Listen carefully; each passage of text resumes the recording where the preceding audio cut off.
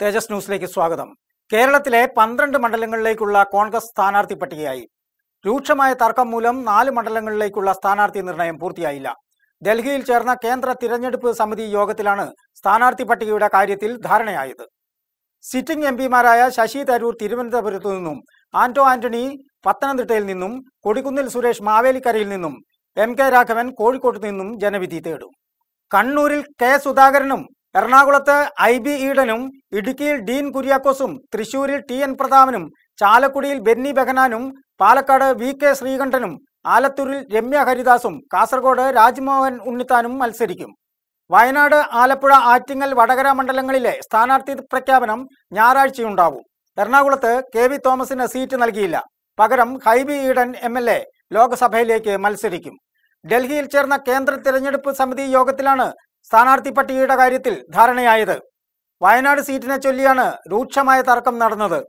Shanimol Usman, KP Abdul Majeed, Muraleedharan MLA, T Siddique, V Prakash എന്നിവരുടെ പേരുകളാണ് വയനാടിന്റെ സാധ്യതാ പട്ടികയിലുള്ളത്. ആറ്റിങ്ങലിൽ അടൂർ പ്രകാശ് മത്സരിക്കുമെന്ന് ഏകദേശം ഉറപ്പായിരുന്നെങ്കിലും ഗ്രൂപ്പ് തർക്കം മൂലം തീരുമാനത്തിലെത്താൻ കഴിഞ്ഞിട്ടില്ല. ആലപ്പുഴയിൽ ഷാനിമോൾ ഉസ്മാന്റെ പേരിനായിരുന്നു മുൻതൂക്കമെങ്കിലും AA ഷുക്കൂറിന്റെ പേരും ഉയർന്നു വന്നിട്ടുണ്ട്. വടകരയിൽ ശക്തനായ സ്ഥാനാർത്ഥിയെ രംഗത്തിറക്കണമെന്ന അഭിപ്രായമാണ് ഉയർന്നിട്ടുള്ളത്.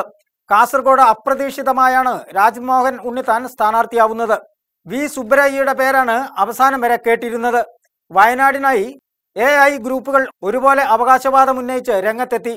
T സിദ്ദിഖിന് വേണ്ടി A ഗ്രൂപ്പും ഷാനിമോൾ ഉസ്മാനു വേണ്ടി I ഗ്രൂപ്പുമാണ് വിട്ടുവീഴ്ചയില്ലാത്ത സമീപനം സ്വീകരിച്ചിട്ടുള്ളത്. ഇതോടെയാണ് സ്ഥാനാർത്ഥി നിർണയം അനിശ്ചിതത്വത്തിലായത്.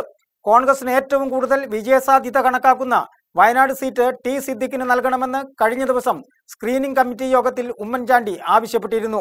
എന്നാൽ വയനാട് I ഗ്രൂപ്പിന്റെ സിറ്റിംഗ് സീറ്റാണെന്നും ഷാനിമോൾ ഉസ്മാനോ P അബ്ദുൾ മജീദിനോ സീറ്റ് നൽകണമെന്നും രമേശ് ചെന്നിത്തലയും ആവശ്യപ്പെട്ടു. കേരളത്തിലെ കോൺഗ്രസിന്റെ സമീപകാല ചരിത്രത്തിൽ ഇതാദ്യമായാണ് ഗ്രൂപ്പ് തർക്കം മൂലം ഒറ്റഘട്ടമായി സ്ഥാനാർത്ഥികളെ പ്രഖ്യാപിക്കാൻ കഴിയാതെ വന്നിരിക്കുന്നത്. വയനാട്, ആലപ്പുഴ, ആറ്റിങ്ങൽ സീറ്റുകളിലെ സ്ഥാനാർത്ഥി നിർണയത്തിന് കൂടുതൽ ചർച്ചകൾ ആവശ്യമുണ്ടെന്നും എന്നാൽ അതിനായി ഇനി സ്ക്രീനിംഗ് കമ്മിറ്റി കൂടുകയില്ലെന്നും പ്രതിപക്ഷ നേതാവ് രമേശ് ചെന്നിത്തല പ്രതികരിച്ചു. ഉമ്മൻചാണ്ടിയെ കോൺഗ്രസ് പ്രത്യേക ദൗത്യവുമായി അടിയന്തരമായി ആന്ധ്രയ്ക്ക് അയച്ചിരിക്കുകയാണ്. അതുകൊണ്ടാണ് അദ്ദേഹം കേന്ദ്ര തിരഞ്ഞെടുപ്പ് സമിതിയിൽ പങ്കെടുക്കാതിരുന്നത്. സീറ്റുകളുടെ കാര്യത്തിൽ യാതൊരു തർക്കവുമില്ലെന്നും ഉമ്മൻചാണ്ടിയുമായി അഭിപ്രായ വ്യത്യാസമില്ലെന്നും രമേശ് ചെന്നിത്തല കൂട്ടിച്ചേർത്തിട്ടുണ്ട്. ന്യൂസ് ഡെസ്ക്, തേജസ് ന്യൂസ്.